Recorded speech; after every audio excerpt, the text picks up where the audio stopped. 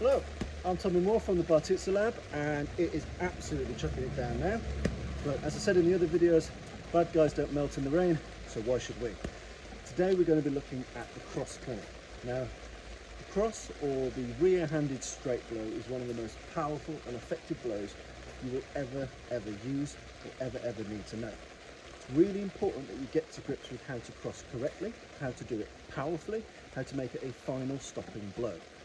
Much of the early Bartitsu pugilism guide, so you see some of the things in the antagonistics, 80% of it is about that lead-off blow, because we are doing scientific boxing. We're doing boxing for rounds. Now, in Bartitsu, we're not boxing for rounds, we're boxing for self-defense, which means that we have to hit hard, hit accurate, and hit finally. I don't want to have to hit you 3 times, I only want to have to hit you once. So developing a really good cross is massively important, and you see that it's an important thing that you need to know. And if you look at people like Jeff Thompson, if you look at modern combatives instructors, being able to fire a powerful rear hand blow is a huge part of your arsenal. Whether you decide to do it with your open hand or your closed fist, a powerful rear hand blow is a fight ender. And also, if you're a proponent of preemptive striking like I am, it's a fight beginner. In that if I can hit you with this and that's the end of the fight, winner, winner, chicken dinner. So I'm going to talk you through some of the ways we fire the cross in the Bartitsu Lab, some of the variances and how we join it up. So let's talk about some of the different types of cross. So cross typically being with your rear hand and your rear leg being matched to that rear hand, okay? Doesn't matter what guard you're in, traditional pugilism guard, monster style guard, modern boxer type guard, I don't really care for now, okay? So what I want you to get used to is when we're firing the cross in the Bartitsu Lab, we've got 3 variants. We've got the vertical variant, which matches the bare knuckle boxing of the day. So from here, we launch, we roll our shoulder forward, we hit with our kind of middle knuckles, but again, knuckle placement is really hard to judge, so I really challenge anyone that thinks they can hit with specific knuckles under duress. But again, we're hitting with the main part of the hand with a vertical fist, thumb up, straight in. We're using our shoulder, we're using our hip, and in traditional sources often our foot is flat. In modern boxing, you often see a twist on the foot, and in older pugilism, you often get a flat foot or just a slight heel raise. So again, just an important nuance to bear in mind. And we launch the cross in vertically. Again, a vertical cross is really great when you're punching bare knuckle, when an opponent's got a tight guard and you want to launch it through the middle, or you're hitting to places like the solar plexus.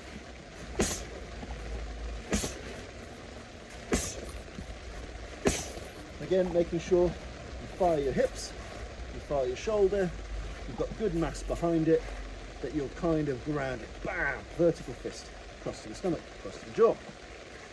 We've then got the horizontal cross. This is from our more modern boxing. So again, we're horizontal. This typically has more twist of the hip comes across a little bit further, the shoulder tends to raise a little bit higher, which is quite good for defense. It stops people being able to sneak in hooks on you.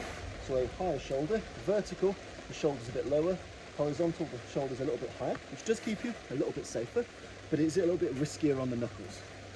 Again, we're driving our hips round, horizontal fist. Typically we do this when we're a bit further away at range, so we tend to use the vertical crosses when we're a bit closer. When we're really far away, we typically go with a horizontal, and again it's got more hip twist and it's got higher shoulder.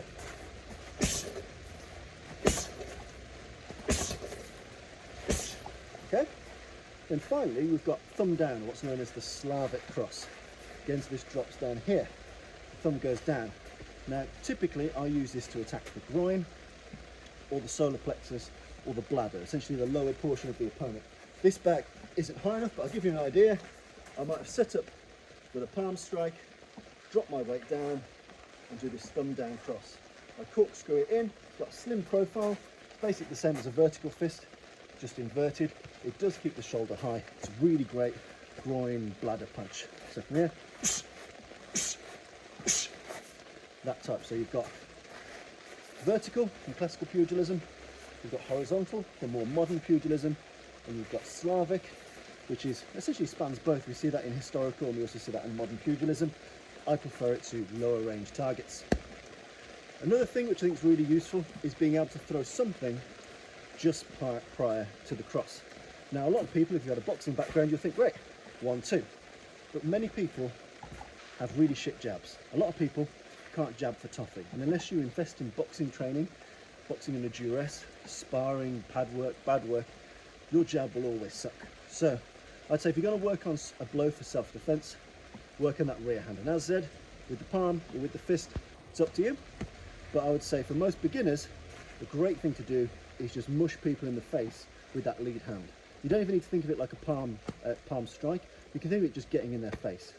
Fingers can go in eyes, palm can go, but really we're just obscuring vision, giving you a bit of confidence, contact confidence, to fire that kill across. So I find that if you do a low risk first blow, your second blow you're more confident. If I put everything behind that, so I've got the fence, bang, I need a lot of confidence with that cross. If I can touch you first, if I can push you and then hit you, I've got some confidence, I've measured my range, so I've gauged my range. And also if you push to the top of the forehead, often you can lift the chin so you can punch people in the throat, top tip. So again, as we start to practice, we get used to the idea of push, strike.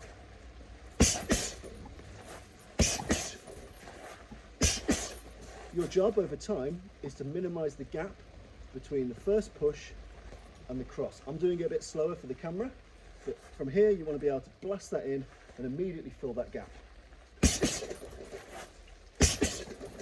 So great, it's good for your confidence, it's good for range finding, it's good for distance keeping, all round being able to pushing into throwing your power shot, your main artillery, your 12-inch guns. If you can push first, push against the top of the head, or push the fingers to the eyes, get them to lean their body back, but fill that gap. You want them off balance. That hand coming out off balance is the head. Most people move the head but not the body. So they move their head back a little bit, then I fill that gap with a powerful fight-ending cross. Whether that's vertical for mid-range, horizontal for long range, or Slavic for any range but waist down. Being able to push up and fire that in, push up and fire that in. It's really great for beginners and experienced professionals alike. It gives you that range, that timing, that distance to fire something really important. And in a proper fight, I might only get one chance at landing this proper punch. Otherwise, I might be in an extended grappling, gouging, elbowing encounter that I don't want to be in. If I can land that beautiful walk-away knockout, why wouldn't I try? You get a lot of people say this is aspirational modeling karate. Ikken hisatatsu, one hit, one kill. It's not really about killing, it's about ending an encounter.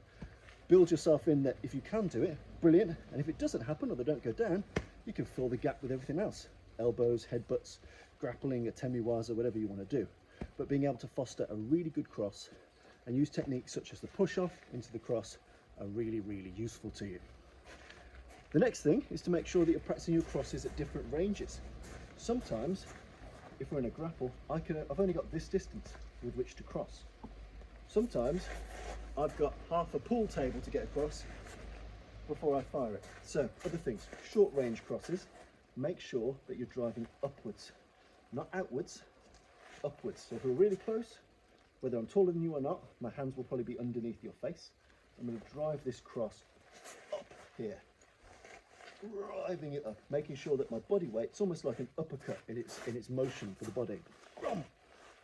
I drop the hip a little bit, roll the shoulder and burst it up. You can get some really decent power off a short range cross, so don't neglect it. Sometimes I might need to get a chancery, burst this short range cross in to allow me to throw elbows, trips, whatever else I need to do. So being able to cross from short range, really important. But I'd say some top tips: cock your wrist up, so you've got that solid upward strike, and make sure that you're driving with your right hip in this instance, driving your hip up like you would with an uppercut. Give it the same respect with the cross. So up close, you burst it across. And that was a light punch from me. This is a very heavy bag, and it just launched it across there. Imagine what you can do to a face. Finally, when we look at the cross clinic, we look at how to add other stuff to the cross. So in an ideal world, I've mushed your face, I've hit you with a dream cross, you fall unconscious, gorgeous women come onto me, and I go get drunk and have a brilliant night. Most of the time that doesn't happen. So in an ideal world, if I haven't knocked you out, I've caused you some serious kazushi, I've off-balanced you, I've caused you pain, if not injury, with my cross. Bang! But I need to know how to immediately fill that gap with something else, and repeatedly until the threat is ended. So I always talk to guys about sticky hitting. You hit with a degree of confidence and competence and thrust. You treat your hand like it's a blade, it's punching through you. I want to make sure It's got that penetrative power. But by the same token, it's not a bloody sword. So you're unlikely to die unless I really do it well, or you're unlikely to be unconscious unless I time it really well. So I need, after that, a good oh shit filler. Something else I can combine to make a compound cross another technique.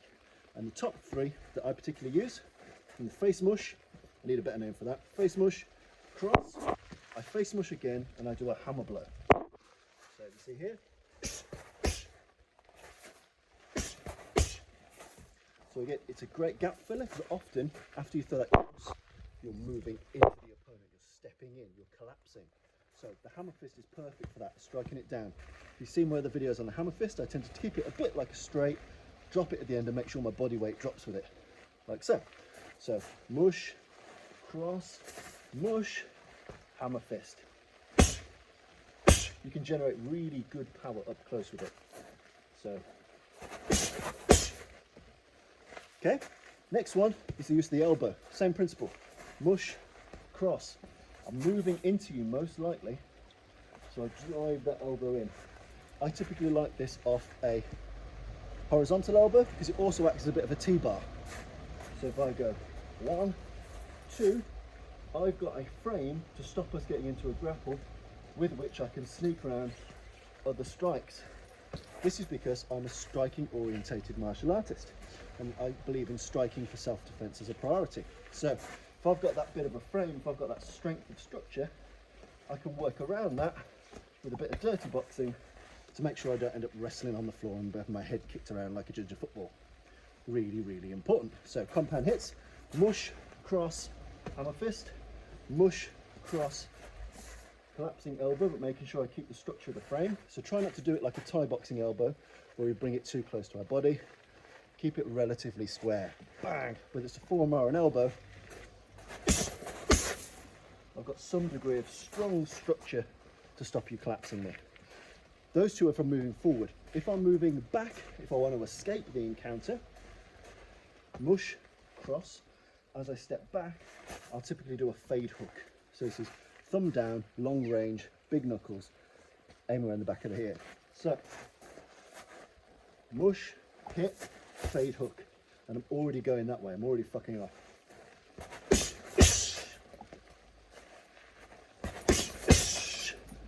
I often find this works best with a step off. But again, we're torquing our body, doing a long range hook, and essentially I'm clearing.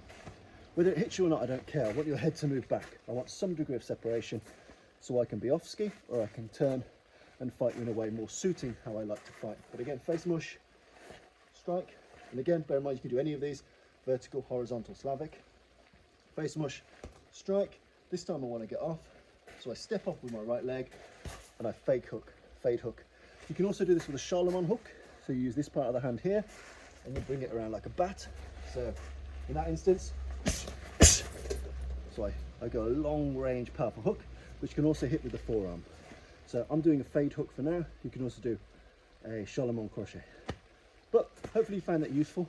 Do devote the time it takes to learn how to cross powerfully, accurately, to the throat, to the solar plexus, to the liver, to the groin, and to do so in a way that is comfortable in a self-defense scenario, with a push, a pull, something which gets a good range finder and keeps you safe. And then finally, know that if it doesn't end them, you've got things that you're comfortable with, such as hammer fists and elbows, headbutts, fade hooks, to fill that gap and exit in a way which keeps you safe. So I've been Tom Moore. Thank you very much.